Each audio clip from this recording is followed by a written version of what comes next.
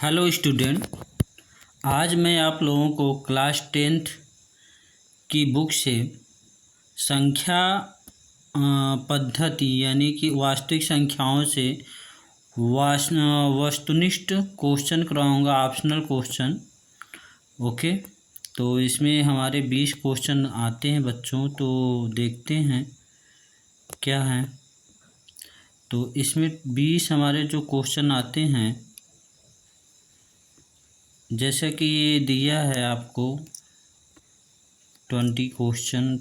इसमें कुछ क्वेश्चन है, पूरे 20 तो नहीं है। ओके स्टूडेंट, पहला देखिए क्या दिया है कि धन पूर्णांक 6a+5 के ठीक पहले आने वाला धन पूर्णांक क्या होगा। अब बच्चों क्या होगा, ये हमारा जो धन पूर्णांक है 6a+5, इसके पहले क्या आएगा, इसके पहले आने के लिए क्या करेंगे, इसमें से एक घटा देंगे। तो ये घटाएंगे तो क्या हो जाएगा, घटाने पे क्या हो जाएगा, ये 4 हो जाएगा। तो यानी इस जस्ट पहले आने वाला पूर्णांक क्या होगा, 6a+4 होगा। सेकेंड क्वेश्चन है बच्चों, सेकेंड क्वेश्चन अपरिमेय संख्या। अपरिमेय संख्या क्या है बच्चों, इसमें से अपरिमेय संख्या तो आपको सबको पता है कि अगर पाई आ गया तो पाई हमारी क्या होती है, अपरिमेय है। और ये दोनों देख रहे हैं आप, इसमें से इसका वर्गमूल निकालेंगे तो 4 आएगा, तो ये परिमेय हो जाएगा। ओके, और 22/7 भी हमारा क्या है, परिमेय है। तो आगे बढ़ते हैं। तीसरा क्वेश्चन है बच्चों 4√3 है, क्या है, एक पूर्णांक है, परिमेय है, अपरिमेय है, तो ये अपरिमेय है। ओके स्टूडेंट, क्योंकि कर्ण 3 एक अपरिमेय है, परिमेय और अपरिमेय का गुणनफल क्या होता है, अपरिमेय ही आता है। तो दो परिमेय और अपरिमेय का गुणनफल क्या होता है, अपरिमेय। चौथा क्वेश्चन है बच्चों, देखो निम्नलिखित संख्याओं में से परिमेय संख्या होगी। अब ये संख्याएं दी हैं, इसमें परिमेय संख्या क्या होगी, ये तो अपरिमेय है हमारी। 1 क्या, 1 का वर्गमूल क्या होता है बच्चों, 1 ही होता है, तो ये परिमेय हो गए। और इसको सॉल्व करेंगे तो ये 13/9 आएगा। तो 9 का तो वर्गमूल 3 आ जाएगा, लेकिन आएगा ऊपर का हमारा 13 का वर्गमूल नहीं आएगा, तो ये इतना आ जाएगा 13, इस वाले का आंसर। तो ये होगा हमारा अपरिमेय, क्योंकि 13 क्या है, √13 हमारा अपरिमेय है। और यहाँ देखिए 25 2.5 अंडर रूट में 2.5 है, तो ये क्या है हमारे बच्चों, ये भी हमारा क्या है, अपरिमेय ही है। ओके, आगे बढ़ते हैं। Question number 5। क्वेश्चन नंबर 5 क्या है बच्चों, ये देखें, निम्नलिखित में से परिमेय संख्या, और इसमें से परिमेय संख्या क्या है बच्चों, ये देखिए परिमेय संख्या। इसको पहला ऑप्शन देखिए क्या, 2.73246, इसमें नंबर रिपीट नहीं कर रहे हैं ना, जो डिजिट है वो रिपीट नहीं कर रहे हैं, मतलब वो सब हमारे क्या हैं, अलग अलग आ रहे हैं और बढ़ते ही जा रहे हैं, तो ये हमारा क्या होगा, अपरिमेय होगा। ये हमारा किस टाइप का अपरिमेय है, अशांत आवर्ती अनावर्ती है, इसलिए अपरिमेय है। और इस कर्णिम 7 अपरिमेय होता ही है। अब ये देखिए यहाँ रिपीट कर रहे हैं, और ये क्या है, शांत दशमलव है, 737373, इसके बाद डैश डैश नहीं लगाया है, तो ये हमारा क्या होगा, शांत दशमलव। और शांत दशमलव में हम क्या रखते हैं, डैश डैश ऐसे लगा देते हैं, तो वो क्या होता है, अशांत। और ये भी हमारा क्या है, अपरिमेय, क्योंकि इसका वर्गमूल नहीं निकाल सकते हैं। तो हमारा पूछा है परिमेय संख्या, तो परिमेय क्या होगी, 2.737373 होगा। 6 नंबर क्वेश्चन बच्चों देखिए, तो इसमें क्या पूछा है, कह रहा है कि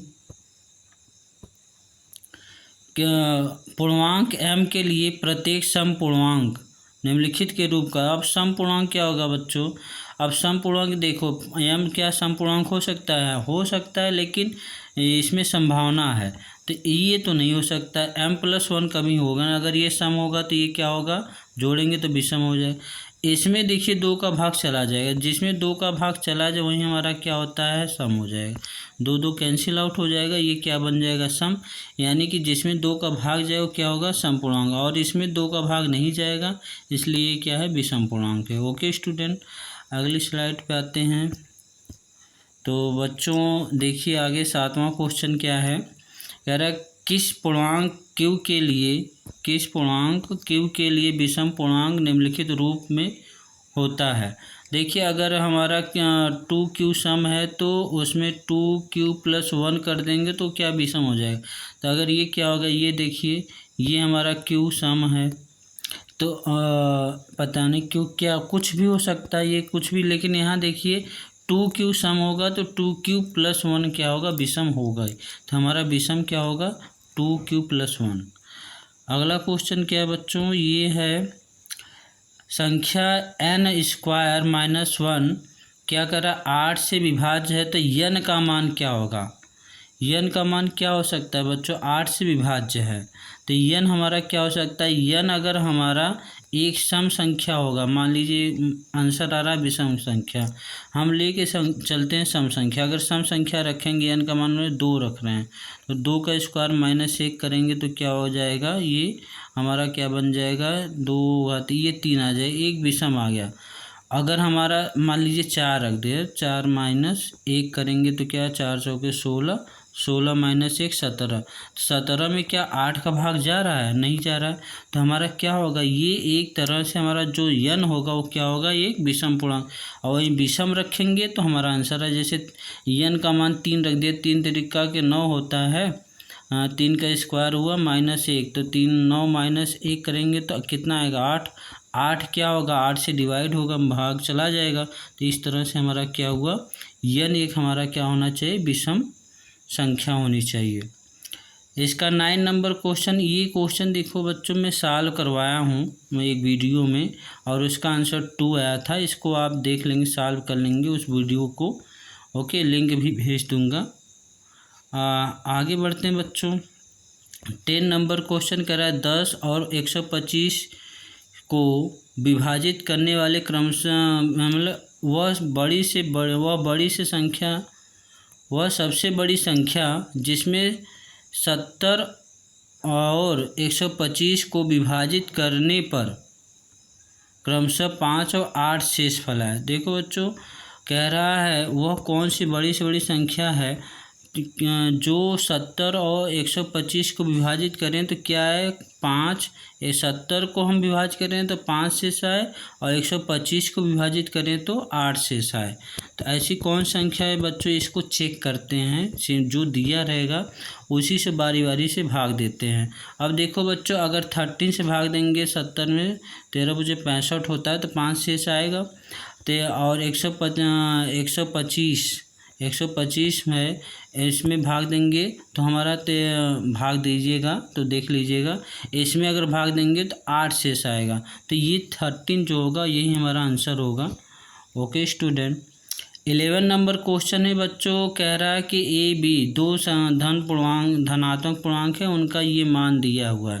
तो कह रहा है इनमें x और y क्या अभाज्य हैं, तो इनका HCF मतलब ए बी का क्या पूछा है हमारे बच्चों, HCF पूछा है। HCF मतलब मॉस हाईएस्ट कॉमन फैक्टर पूछा है। तो इन दोनों में हाईएस्ट कॉमन फैक्टर क्या है, देखो बच्चों a का मान दिया x3, तो जो छोटा यहाँ क्या है, x का सबसे छोटा पावर क्या है यहाँ पे x⁻1, तो ये पहला हो गया, मतलब यहाँ HCF x के लिए ये हो गया। और y का छोटा पावर क्या है, y² है, तो y², तो HCF क्या आएगा हमारा, क्या होगा x × y², ये हमारा HCF होगा। इसी तरह ये सेम क्वेश्चन है 12 नंबर, कह रहा है इसमें भी क्या पूछा है, इसमें पूछा है LCM पूछा है। तो LCM क्या हो जाएगा बच्चों, LCM में क्या होता है, सबसे बड़ी पावर देखते हैं। तो सबसे बड़ी पावर क्या है, a³ है, और यहाँ सबसे बड़ी b के रूप में सबसे बड़ी पावर b², तो दोनों का HCF क्या हो, LCM क्या हो जाएगा, a³ × b³, यही हमारा क्या हो जाएगा, इनका LCM हो जाएगा। ओके स्टूडेंट आगे बढ़ते हैं। 13 नंबर क्वेश्चन क्या कह रहा है, 13 नंबर क्वेश्चन में कह रहा है शून्येतर, एक शून्येतर परिमेय संख्या और एक अपरिमेय संख्या का गुणनफल होता है। ध्यान देना बच्चों, एक शून्येतर परिमेय संख्या है मतलब जो शून्य नहीं है, और एक परिमेय संख्या है, दोनों का गुणनफल क्या हो सकता है, परिमेय भी हो सकता है और अपरिमेय भी हो सकता है। जैसे देखो बच्चों एक हमारा एक है एक शून्येतर परिमेय संख्या और एक हमेशा ये क्या हो जाएगा, हमेशा अपरिमेय आएगा।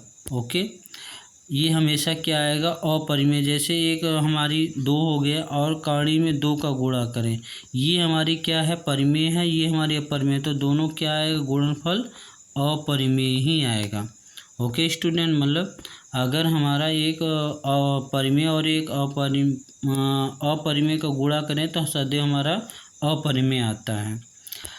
14 नंबर क्वेश्चन है बच्चों, कह रहा है कि 1 से 10 तक, इसमें दोनों संख्या मतलब 1 और 10 दोनों शामिल हैं, में से सभी संख्याओं से विभाज्य न्यूनतम संख्या।